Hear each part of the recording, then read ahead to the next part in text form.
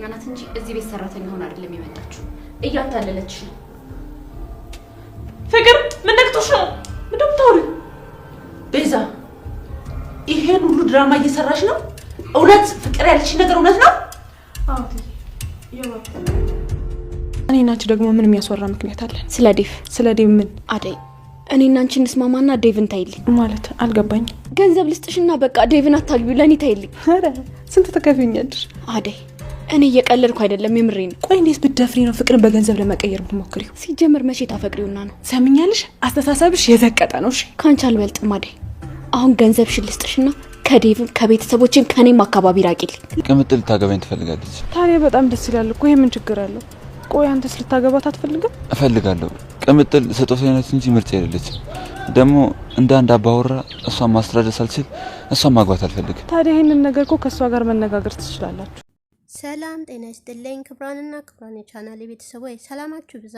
በዓለም ዳርቻ ያላችሁ ወገኖቼ በሞላ ሰራተኛዋ አደይ ክፍል 150 ወይዘሮ ታለም ፍቅርን የራስሽን ስራ ራስሽ ስሪ በማለት ማስጠንቀቂያ ሰጣት ነበረ። ታዲያ አሁንም ቢሆን እናቷ ወጣ ስትል ሮማንን በጣም እያስቸገረቻት ነው።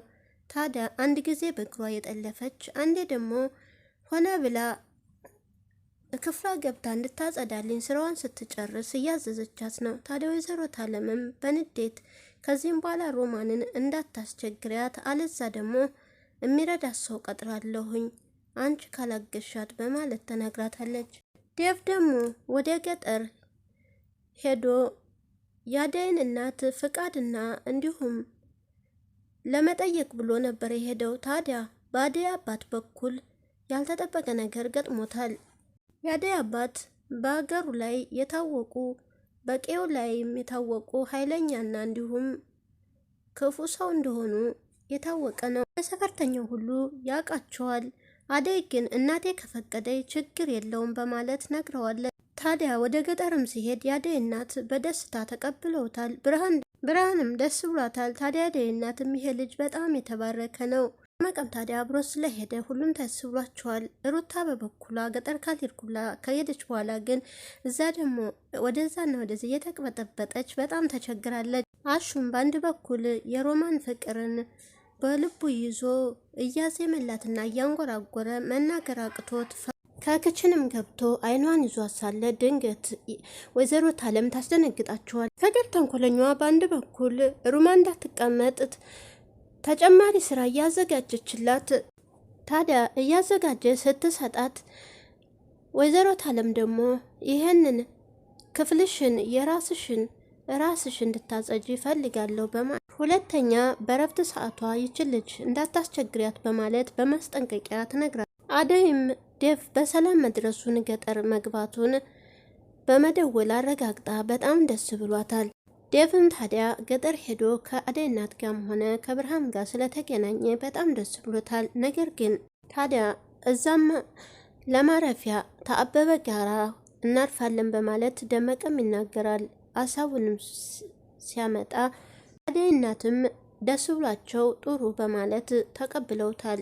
ብርሃን ደግሞ ዴቭን አይታው ደስ ብሏት ልትቀበለው ሮጣ ልትስመው ስትል የአደይ አባት ድንገት ይመጡና ማነው አንቺ ይሄ ከተማ ዱርዬ ብርሃንንም ይቆጧታል በጣም። ታዲያ ዴቭ ደግሞ ፍቃድ የሚጠይቀው ከአደይ እናትን ፍቃድ ለማግኘት ስለሆነ ምክንያቱም አባቷ በጣም ኃይለኛ ስለሆኑ እሳቸው በፈለጉት ለሀብታም ልጅ እና ለጌታ ልጅ መዳር እንዲድሯት ስለሆነ የሚፈልጉት እሱን እንኳን ላይቀበሉት ይችላሉ በማለትም በፊቱንም አደይ ነግራው ነበረ። በአንፊት ደግሞ ኪንጎ ተደብድቧል። ኪንጎ የተደበደበው ምክንያት ከዳይመንድ ጋር ያው የተለመደውን ሿሿ ሲሰሩ ታዲያ ቅምጥልም በኪንጎ መጥፋት በጣም ተጨንቃለች። ወንድሟም እየነገረችው ነበረ። ታዲያ እንደጠፋባትና ቤትም ሄዳ እንዳላገኘችው ስትነግረው ባቡሬ ደግሞ ህፃን ልጅ ነው ወይ እሱ የት ይሄዳል ብለሽ ነው ቤትም ሄዳ ስታጣው ታዲያ እነ ፍቅር ቤትም ሄዳ ነበረ። አሹ ስትጠይቀው እንዳልመጣና እንዳላየው ሲነግራት ቤዛ ተንኮለኛዋ ደግሞ ከቅምጥል ኋላ እየተከታተለቻት ነበረ። ታዲያ ያሰበችው ነገር ስለፈለገች በቅምጥል ላይ ደግሞ የሆነ ነገር ለማድረግ እየፈለገች ይሁን ስትከታተላት ነበር በሄደችበት። ታዲያ ድንገትም ባቡሬ ከኋላዋ መጥቶባት፣ ባቡሬም ታዲያ የዳይመንድ ኬንጎ ድረስ ቤት ድረስ ሄዶ ምን ሆነ ነው በማለት ይጠይቀዋል። እሱም ደግሞ ተደብድቤ ነው በማለት ይመልስለታል። ወንድ አይደለህም ወይ? እንዴት ነው እንደዚህ የምትደበደበው? ማንስ ነው የደበደበህ? በማለት ይጠይቃል። ታዲያ ማናችሁ? ማን ነው የደበደበህም? ሰዎቹን አሳየኝ በማለት ባቡር የሚጠይቀዋል። ኬንጎ ግን መናገር አልፈለገም። ታዲያ ደመቀ በሰረቀው እሱ ላይ በትሩ እንዳረፈበት ነው ኬንጎ የሚናገረው። ሁለቱም ያው ሿሿ ስለሚሰሩ በአሁኑ ሰዓት ባለፈውም ባቡሬን ሿሿ ሊሰሩ ሲሉ እሱ መሆኑን ሲያው ደንግጠው ነበረ። ባቡሬም ታዲያ አንተ ልሰርቅ ስትል ይሆናል የደበደቡ በማለት ሲጠይቀው በፍጹም እንደዛ አይደለም በማለትም ነገሮችን አድበስብሶታል። ታዲያ ቅምጥልም በጣም ተጨንቃ ከአንድ ቦታ ቁጭ ብላ በሀሳብ ጭልጥ ብላ ነበረ። ቤዛ በርቀት ሆና እየተከታተለቻት ነበር። ታዲያ ባቡሬም አይቷት ምን እየሰራች ነው በማለት ሲጠይቃት ቤዛን እህትህ ስለምፈራት ነው፣ ታየችኝ ደግሞ ወይ ትደበድበኛለች ወይ የሆነ ነገር ታረገኛለች በማለት እየተርበተበተች መልሳለታለች። ቅምጥልምንም አንቺ እዚህ ምን ትሰሪያለሽ ብሎ ወደ ቤት ይዟት ሄዷል። ታዲያ ኪንጎንም ወደ ቤት ወስዶት ነበረ። የባቡሬ እናትም ታዲያ ምን ሆነ ነው በማለት ይጠይቁታል። ታዲያ ቅምጥልንም ወደ ቤት ይዟት ሄደው ቤት ወስጄዋለሁ አለ በማለት ነግሯት ነበረ። ቅምጥልም ጠጋ ብላል እቅፍ አድርጋ ልስመው ስትል በጣም ተጎድቶ ነበረ ኪንጎ። ታዲያ የባቡሬ እናትም እዛው ስለነበረች እሷ ልታወጣጣው ስትሞክር ምንም አልሆንኩም፣ ያው ከሰው ተጋጭቻ ነው በማለት ነገሮችን ያድበሰብሰዋል። ምክንያቱም የቅምጥል እናት የባቡሬ እናት የምታውቀው ነገር የለም፣ ስለ እነሱ ስርቆትም ሆነ ስለ ሌብነታቸው አታውቅም። ቅምጥል ግን ስለምታውቅ ሁሉንም ነገር ሰርቀህ ነው እንዴ ለማለት ነው። ታዲያ የባቡሬም እናት የሞቀ ውሃ ታጠብበት በማለት ሊያመጡለት ይሄዳሉ።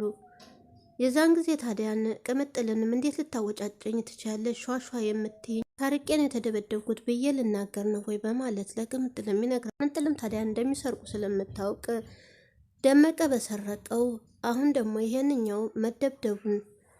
በሌላ በኩል ደግሞ ሊሊና አደይ ቁጭ ብለው አደይም ለዴፍ ስልክ ደውላለት በጣም ደስ ብሏት ናፍቀኸኛል በማለት ትነግረዋለች። ታዲያ እሱም እንደዛው እንደናፈቀችው ይነግራል። ሊሊ ደግሞ አክስቷ ቤቱን እንደለቀቀችላት ስልክ ተደውሎ ተነግሯታል። ታዲያ በጣም ደስ ብሏት አደይም በሊሊ መደሰት በጣም ተደስታለች። ደስታሽ ደስታዬ ነው፣ እንኳን ደስ ያለሽ ጓደኛዬ በማለት ታዲያ ምን ማድረግ ነው ያሰብሽው? እዛኛው ቤት ሄደሽ በራስሽ ቤት ልትቀመጭ ነው ወይስ በዚሁ በኤላ ቤት ስትላት፣ ይሄንንም ቢሆን ኤላ በስሜ ነው የገዛው በማለት ትነግራታል። ታዲያ ወይም በኤላ ቤት ወይም ቤቷ ሄዳ ለመኖር ወስናለች። ግን ደግሞ ቤቱን ሸጣ በዚህ ኤላ በገዛላት ቤት ውስጥ ገቢውን ደግሞ የሸጠችውን ለኤላ ብሩን ልታስተላልፍላት ይህንንም ሀሳብ አቅርባ ታዲያ ላደይም እንደ ጓደኝነቷ እያማከረቻት ነው። ታዲያ በአንድ በኩልም ባቡሬ በጣም እንደሚወዳትና እንደሚያፈቅራት ሁለቱም በመሀል እየተዋደዱና እየተፋቀሩ ግን ነገር ግን ፍቅራቸውም ግልጽ አድርገው ማውጣት አልቻሉም። ሊሊም ብትሆን የቅድሞውን ብታስታውስ አሁን ላይ ባቡሬን እየወደደችው ነው። ነገር ግን ገልጸው ስላልተነጋገሩ ታዲያ የሚያፈቅራትም እንዳለች ሊሊንም አንቺ ታውቂያታለሽ በማለት ነግሯታል። እሷ ደግሞ ማናት እኔም ማቃት ታዲያ እኔ ማንን ነው ማቀው በማለት እየጠየቀችው ነበረ። በአንድ በኩል ደግሞ እንግዲህ ሊሊ ጸቧ እየተቀያየረ እየተነጫነጨች ነው ያለ። ታዲያ ጉንጩንም ሊድ ቀበጡ ስስመው ስላየች ያኔ መዝናኛ ቦታ ቁጭ ብሎ እሱን ታስታውስና እሷ ናት ወይ በማለትም ትጠይቀዋል። ታዲያ ባቡሬም እየተነጫነጨች ሲያያት ግራ እየተጋባ ነው። ምክንያቱም እሱ ሴት ልጅ በጣም ይወድና ያከብራል ያደንቃልም። ግን ነገር ግን ሊሊ አሁን ላይ እየተነጫነጨችም ስለሆነ ታዲያ እሷ ደግሞ በኤላ ስለተጎዳችና በፊትም ስለተከዳች አሁን ላይ ደግሞ ወንድም ማመን በጣም ይከብደኛል በማለት ላደይም ነግራታለች። ሩታ በአንድ በኩል ደግሞ ገጠር ከሄደች በኋላ የመጸዳጃ ነገር ትፈልጋለች። ታዲያ ደመቀም ወደ ውጭ ወስዶ ይሄውና እዚህ ጋ ነው ብሎም ያሳይ እኔ እዚህ ነው ወይ የምቀመጠው በማለትም ተናገረዋለች። በአንድ በኩል ደግሞ አበበና ሄለን በጣም ይዋደዳሉ። ግን ደግሞ በመሀላቸው አጎቷ ዳግመኛ እዚህ ካየሁት ከዚህ ነው የማባረረው በማለት ዝቶበታል። እሱን ዓይንህን ማየት አልፈልግም በማለትም ተናግሮት፣ ታዲያ እዚህ አጎቴ ካለህ ይገልሃል፣ ሄድ እዛ ወደ ባህሩ ጋር እዛ መጣለሁ በማለት ወደዛ ሸኝህ እንዲሄድ አድርጋለች። በአጥር ላይ ተንጠልጥሎ ሄሉ ሄሉ እያሉ ሲጠራ ብርሃን ደግሞ ምን እየሰራ ነው እዚህ? አጎቱ የሄለን አጎት መጣብህ። ታዲያ እኔ ሄጄ ነገሮችን አጣርቼ እጠራልሃለሁ፣ አንተ ከዚህ ሰፈር ራቅ በማለት ነግረዋል። ታዲያ ብርሃንም እንደዛው ስለ ጠርታለት፣ ግን እዚህ ካየ ጥሩ አይደለም፣ እዛ ጠብቀኝ ባህሩ ጋር አብረው ተጋብተው ወደፊት ህይወታቸውንም እንደሚመሩ እየተነጋገሩ ነበረ። ታዲያ አጎቷ ግን ማየት ስለማይፈልግ ካየ ደግሞ ይገልሃል በማለት ሄለንም ተናግራለች። ታዲያ እዛ ሂድና ጠብቀኝ በማለትም አበበም ታዲያ ከእሷ ጋር ህይወቱን እንደሚዘልቅ ነግሯታል። እሷን ብትሆን እንደዛው። ታዲያ በምንም አይነት ነገር ቢሆን መለያየት እንደማይችሉ አበበም በህይወቱ ሌላ ሴት እንደሌለች እና እሷን አግብቶ እንደሚኖር የወደፊት ህልሙም እንደሆነች ከልጅነቱም የተሰጠች ስጦታው እንደሆነች እየነገራት ነበር ለሄለን። ታዲያ ጫኔና አለልኝም ከዛፍ ስር ቁጭ ብለው የሆደ ሆዳቸውን እያወሩ እያለ የአደይ አባት ይመጡና እናንተ እዚህ ቁጭ ብላችሁ ዝም ብላችሁ የራሳችሁን ትወያያላችሁ ወይ በማለት ቁጣቸውን ይሰነዝራሉ። ታዲያ አበበንም ከዚህ አስወግዱልኝ ሲሉ ተናግረዋል። ፈልግም እኔ ለፍቼ ጥሬ ባገኘሁት ገንዘብ የኔ ገንዘብ ነው ብሎ መጥቷል። ስለዚህ 5 ሳንቲም ባያገኝም ከዚህ አስወግዱልኝ በማለትም ታዲያ ወይም ወደ ሀገሩ ሸኙልኝ ወይም ከዚህ የሚሄድበትን መንገድ ንገሩትና ይሄድ ወይም አስወግዱልኝ እያሉ እየተናገሩ ነው የአደይ አባት። ታዲያ ዳልልኝና ጫኔ ታዲያ ቢከራከርም እኮ የአባቱን ንብረት ነው፣ ታዲያ ቢከራከርም እኮ የራሱ የአባቱ ንብረት ነው በማለት ጫኔና ልልኝ ሲናገሩ እናንተ ሁለታችሁ ናችሁ ነው ወይ እንደዚህ እኔን የምትናገሩት? ታዲያ ለኔ ነው ወይ እንደዚህ አይነት መልስ የምመልሱት? በማለት አሁን ያዘዝኳችሁን ስራችሁን እንድሰሩ በማለት አለበለዚያ ደግሞ የእናንተም ችግር እንደሚያጋጥማቸው ማስጠንቀቂያ ይሰጡ። ማረገውን አውቃለሁ ኑ ተከተሉኝ በማለት አለልኝና ቻኔንም ይጠሯቸውና እኔ የማዛችሁ መስራት ብቻ ነው፣ ለምንስ እንደመጣ ተከታትላችሁ ምን እንደሚያደርግ ተከታተሉልኝ በማለት ማስጠንቀቂያ ይሰጧል። ሮሚም እንግዲህ በፍቅር ተይዛ እያብሰለሰለች ነበረ። ውሃ አምጪልኝ ብለዋት የወይዘሮ ታለም ይዛ ስትሄድ ፍቅርም እግሯን ዘርግታ ትጠልፋታለች። ታዲያ ውሃውን ስትደፋ ወይዘሮ ታለምም አንቺ ላይ ምን እያረግሽ ነው? ምን እያሰብሽ ነው? በማለት ተናግረዋታል። አሹ በበኩሉ ፍቅሩን ለመግለጽ ፈርቶ እያንጎረጎረላትና እያዜመላት ነው። በዜማና በዘፈን የሚገባት ይመስል እያንጎረጎረላት ነው። ታዲያ ይቅርታም ጠይቃለች ታለምን፣ ወይዘሮ ታለምን። እናም ፍቅር ናት የጣለችኝ በማለት ለፍቅርም ለምን አረኩሽ በማለት ተናግራታለች። ወይዘሮ ታለም ግን ምን እያልሽ ነው? በመወልወያ አምጪና ጥረጊ በማለትም ሮሚን ይቆጧታል። እንግዲህ የዛሬው ክፍል እዚህ ላይ አብቅቷል። ቀጣይ ምን ይፈጠራል የሚለውን አብረን እናያለን። 151 በዚሁ አብቅቷል። መልካም ቆይታ ይሆናችሁ። ላይክ እና ሰብስክራይብ እንዲሁም ሸር በማድረግ አበረታቱ።